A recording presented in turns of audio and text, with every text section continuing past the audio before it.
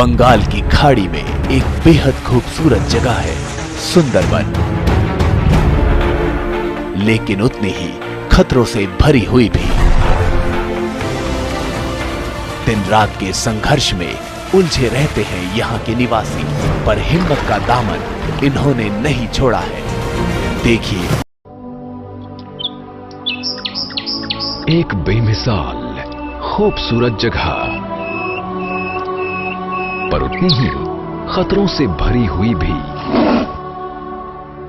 बच्चे, बूढ़े या जवान, यहां सभी हर वक्त मौत के साए में घिरे रहते हैं। यहां जिंदगी जीना ही एक चुनौती है।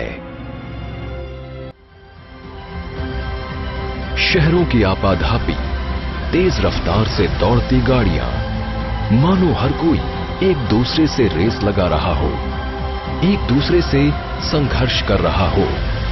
लेकिन संघर्ष के भी कई आयाम होते हैं। आइए चलते हैं इन शहरों से दूर, एक ऐसी जगह जहां आदमी सदियों से प्रकृति के साथ संघर्ष कर रहा है। पश्चिम बंगाल के दक्षिण छोर में स्थित सुंदरबन अपने अनूठे प्राकृतिक सौंदर्य,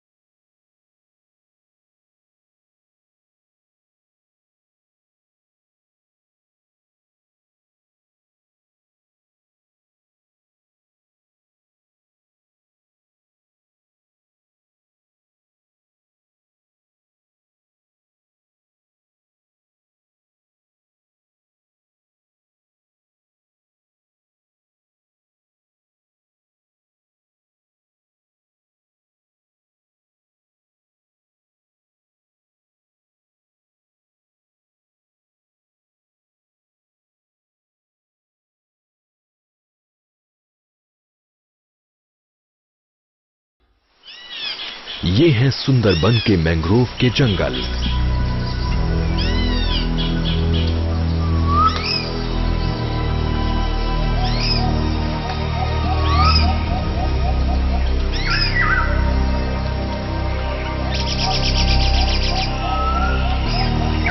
यहां नदी का हर मोड़ रहस्य और रोमांच की अनुभूति कराता है।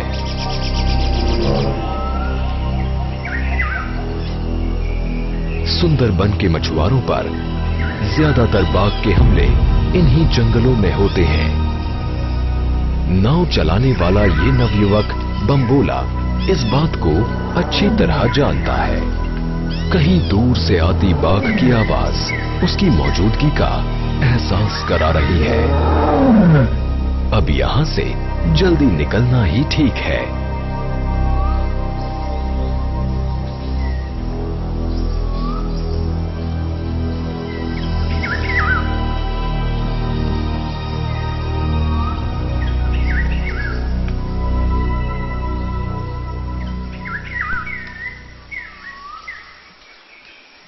सुंदरबन के तेज बहते पानी में मछली पकड़ना खतरे से खाली नहीं है।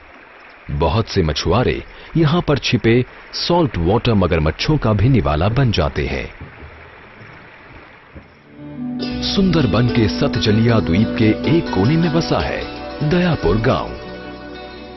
आबादी करीब 10,000 की। दयापुर के लहलहाते खेत और खुला आसमान, आराम से घूमते ये बच्चे, है ना, ये बिल्कुल किसी आदर्श गांव जैसा।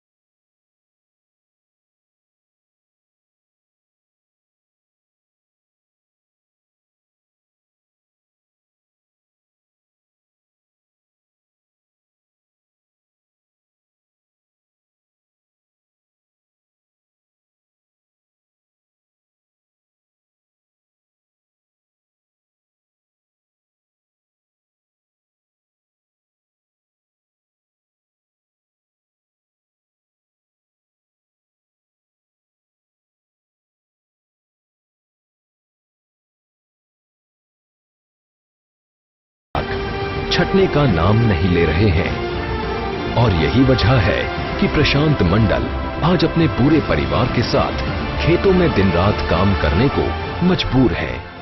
चक्रवात आयला अपने साथ लाया समुद्र के खारे पानी।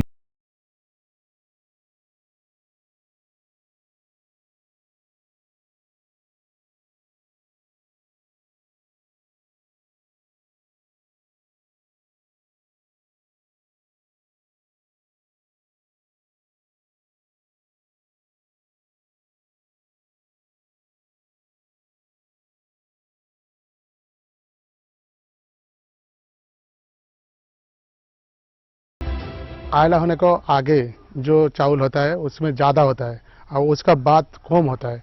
कितना कम? वो 20 के जी 2 बोरी का कम आने जाने का हो गया। वो पहले पैदा होता था 77 के जी 1 बीघा में, अभी होता है 55। तो ये लोग वो तो हम लोग का समझ में नहीं आता है कैसे करके होता है क्या ना होता है। हम लोग का दवाई देता है, जो दवाई आगे लगाता है वही दवाई देता है, लेकिन होता नहीं है। प्रकृति की इस मार को प्रशांत का पूरा परिवार आज भी झेल रहा है। यही हाल सुंदरबन के दूसरे सभी खेतों का भी है। दिलकश नजारों के बीच लाचारी और बेइंतहा मजबूरी का ऐसा मेल शायद ही कहीं और देखने को मिले। पर हैरानी की बात तो यह है कि इनके चेहरों पर वो दुख नहीं दिखता जो अक्सर शहर में लोगों से छिपाए नहीं छिपता।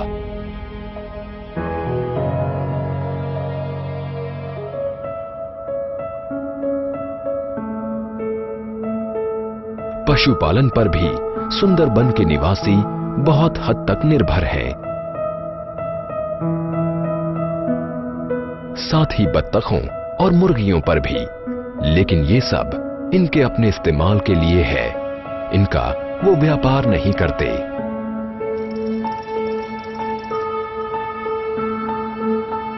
राजेश शाह ऐसे शख्स हैं जो सुंदरबन से नजदीक से जुड़े हैं। यहाँ के लोगों की मानसिकता को वो बखूबी जानते हैं, जैसा कि वो बताते हैं। ये लोग जो है सर्वाइवर्स हैं और विशेष तरह के सर्वाइवर्स हैं। कई जगह में ऐसा होता है कि टेरेन डिफिकल्ट है, क्रॉप्स कई जगह में होता है कि क्रॉप्स उगाना डिफिकल्ट है, पर यहाँ पे जीना ही डिफिकल्ट है। यहाँ पे सिर्फ जीना ही समझ ले दुष्कारी है। आपका पूरा जीवन जो है वो टाइड और टाइगर के इर्द गिर्द घूमता है। तो कब नदी में ज्वार आ रहा है और कब भाट आ रहा है, उस पर आप डिसाइड करेंगे कि आपको कब काम पे जाना है, कैसे आप जाओगे, साइकिल लेके जाओगे नहीं जाओगे, पैदल जाओगे तो पानी नीचे होगा तो बोट पे नहीं चढ़ पाओगे। ये सारा चीज है, तो डिफिकल्ट है बहुत। लाइफ जो है वो बहुत डिफिकल्ट है, पर ये सर्वाइवर्स है और बहुत जुझारू है ये तो, और ये बहुत कर्मठ है। सुंदरबन के लोगों का बाघों से पुराना रिश्ता है। भारत की दूसरी और जगहों के विपरीत यहाँ के बाघ अपनी बेहद आक्रामक प्रवृत्ति के लिए जाने जाते हैं।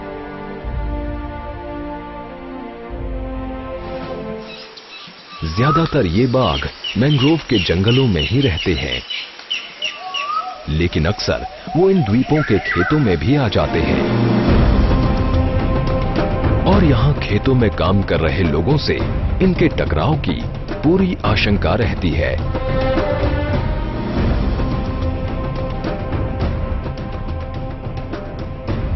वो तो बहुत खतरा में रहता है। वो जब आएगा ना तब वो क्या है, वो हमारा तो घर जगह छोटा है, उसका घुस कर को आदमी लेके चला जाता है। कहीं कहीं वो बकरा ले जाता है, उसका गाय ले जाता है।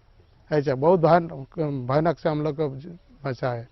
हमारा बकरा का लेके चला गया, फॉरेस्ट वाला 500 रुपया दिया था हम लोग का। तो एक बकरा का क्या है भाव, वो 1 साल में रहता है तो एक बकरा का 3000 रुपया आता है। वो फॉरेस्ट वाला हम लोग का 500 रुपया दे के चला गया।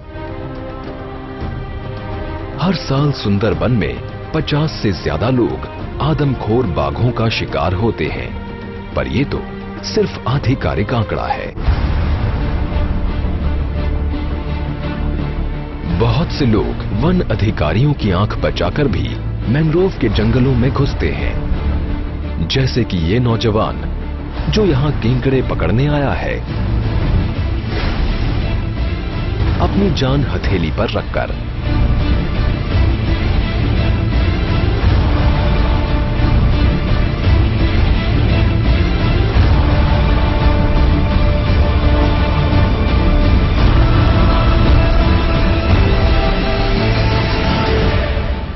कम ही लोग आदमखोर बाघ के हमले से बच पाते हैं। इनमें से एक है भोवन बछाड़। 4 साल पहले मैंग्रोव के जंगल में गए थे, जब अचानक बाघ ने उन पर पीछे से हमला किया। मैं जंगल में लकड़ी काटने गया था। लकड़ी काटने के बाद मैं ऊपर उठा, कुल्हाड़ी का बाट टूट गया था। उसी अवस्था में मैं लकड़ी काट रहा था और बाट के बारे में सोच रहा था। उसी वक्त पीछे से बाघ आया और मुझ पर झपटा। जैसे ही वो आया, मैं जोर से चिल्लाया, माँ! उसने मुझ पर सीधा हमला कर दिया और मुझे पीछे फेंक दिया। मेरे हाथ में जो लकड़ी का टुकड़ा था, उसे मैंने बाघ के मुंह में घुसा दिया। हम दोनों घायल हुए। मेरे दांत, सर और पैर पर चोटें आई। उसके बाद बाघ वापस चला गया। मैं जब उठकर बैठा तो वो जा चुका था। कुछ देर के बाद मेरे लोग मुझे वापस ले गए। सिर्फ एक ही हमला काफी था भोवन बछाड़ के लिए। इसके बाद से उन्होंने जंगल में कभी कदम नहीं रखा। सही ही है, जान है तो जहान है। बाघ का डर सुंदरबन के लोगों को मैंग्रोव के जंगलों से दूर रखता है और पेट की भूख उन्हें इन्हीं जंगलों में खींचकर ले आती है। बोलो पवित्र पवित्र वा सर्ववस्त्रां गतोऽपि वा यत्सरे पुण्डरीकाक्षं सभाज्यं अभ्यन्तर शुचि नमो शुचि नमो शुचि नमो शुचि नमो गुरु ब्रह्मा गुरु विष्णु। इस दिन रात की कश्मकश से इन्हें बाहर निकालती हैं बनो बीबी, जो और कोई नहीं जंगल की देवी है और यहाँ के लोगों की आस्था की सबसे बड़ी प्रतीक। बनो बीबी उन्हें बाघ से बचाएगी, इस बात का इन्हें पूरा भरोसा है। उतना ही जितना कि किसी बच्चे को अपनी माँ में होता है। সুন্দরবনে তো অনেক জাতি প্রজাতি থাকে লোকের, হিন্দু আছে, মুসলিম আছে, যে যত প্রজাতির লোক জঙ্গলে মাছ কাঁড়া মধু সংগ্রহ করতে যাক না কেন, সবাইকে এই মায়ের নাম স্মরণ করতে হবে। এই মা, এই বনদেবী জঙ্গলে আর অন্য কেউ নেই। বনের মা বনদেবী এই মা, এই ছাড়া আর অন্য কোনো মা জঙ্গলে নেই। আমরা সবাই এই মাকেই ডাকি, সবাই আমার এক মায়ের সন্তান। बनो बीबी के इस आशीर्वाद को लेकर ही ये मछुआरा अपनी पत्नी के साथ यहाँ आया है। सूरज ढल रहा है और ये इलाका बाघ का है।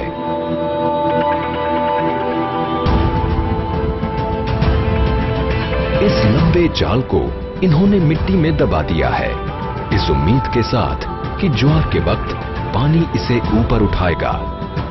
कुछ मछलियां तो इसमें फंस ही जाएंगी। भरोसा है इन्हें सुंदरबन के चढ़ते उतरते पानी और बनो बीबी की कृपा पर। –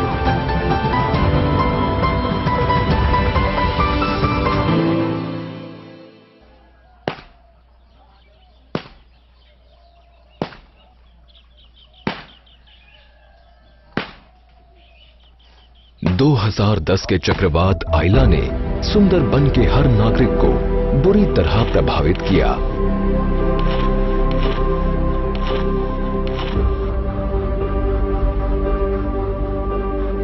यहाँ के तकरीबन हर परिवार के पास अपना ये निजी तालाब है। पहले इनमें साफ बारिश का पानी रहता था।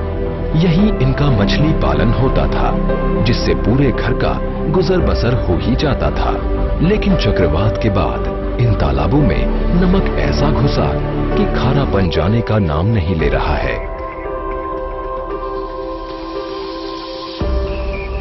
अब ये पानी पीने के लायक नहीं है और इन तालाबों में मछलियां भी बहुत कम रह गई हैं।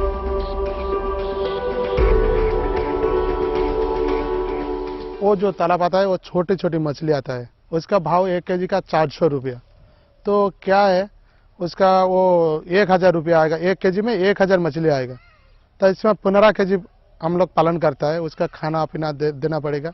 तो 15 केजी का 1 केजी का खर्चा टोटल वो बड़ा 1 केजी का अंदर जब आएगा ना, तब उसका खर्चा एक मछली का 10 रुपया करके आता है। तो बड़ो जो 1 केजी हो जाएगा उसका 150 रुपया आता है। तो हम लोग खाने के लिए हम बनाता है, बेचने के लिए नहीं। पुरानी खुशहाल सुंदरबन की हकीकत धुआं बनकर गायब हो चुकी है। वो हम लोग का इधर वो आयला का जो डर आता है, आयला का डर, वो पानी में जाएगा तो कुमीर का डर आता है, वो जंगल में जाएगा तो टाइगर का डर आता है। क्या है हम लोग का जिंदगी में क्या है, वो जो इधर रहता है उस टाइम पानी आ जाता है, वो आयला का पानी। तो हम लोग का बीवी बच्चा लेके जहाँ पे पानी नहीं उठाता वहां पे जाना पड़ेगा। तो ताल्लुक यही है। सुंदरबन में पूरे साल ही सैलानियों का मेला लगा रहता है। देश विदेश से लोग यहाँ आते हैं और सुंदरबन की सुंदरता देख मुग्ध हो जाते हैं। पर इनमें से शायद ही कोई यहाँ बसे लोगों के दर्द को महसूस कर पाता हो।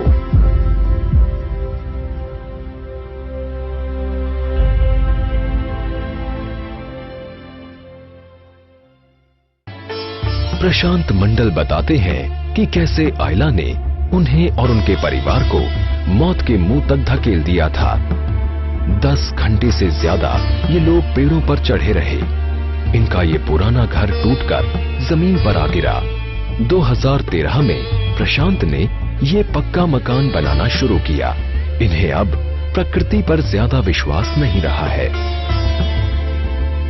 दूसरे किसी चक्रवात से निपटने के लिए पक्का घर बेहद जरूरी है, लेकिन पैसे और आमदनी के अभाव में ये अभी तक अधूरा ही पड़ा है।